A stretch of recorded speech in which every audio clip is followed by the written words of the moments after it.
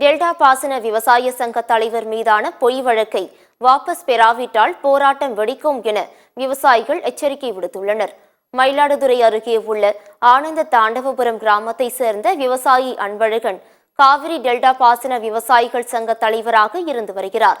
பருவம் தவறி பெய்த மழையால் பாதிக்கப்பட்ட விவசாயிகளுக்கு பயிர் காப்பீட்டு வழங்கப்படாததால் கடந்த 11ஆம் தேதி அமைச்சர் மையநாதன் தலைமையில் நடந்த ஆய்வுக் கூட்டத்தில் அன்பழகன் உட்பட 50க்கும் மேற்பட்ட விவசாயிகள் முற்றுகையிட்டனர்.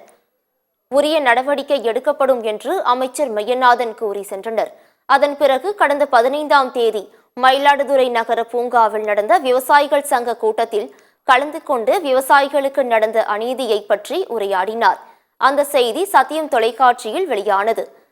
அரசு அதிகாரிகளை கேவலப்படுத்தி பேசியதாகவும் விவசாயிகளை அரசுக்கு எதிராக தூண்டிவிட்டு போராட்டத்தில் ஈடுபட முயற்சித்ததாகவும் கூறி மாவட்ட ஆட்சியரின் நேர்முக உதவியாளர் பால சரஸ்வதி மயிலாடுதுறை காவல் நிலையத்தில் புகார் அளித்தார்.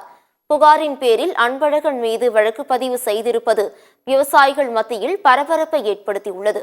விவசாயிகளின் குரலை ஒடுக்கும் முயற்சியில் மாவட்ட நிர்வாகம் ஈடுபட்டுள்ளது என்றும் விவசாய சங்க தலைவர் அன்பழகன் மீது போடப்பட்ட வழக்கை திரும்ப பெறாவிட்டால் போராட்டம் நடத்தப்படும் எனவும் விவசாயிகள் எச்சரிக்கை விடுத்துள்ளனர்.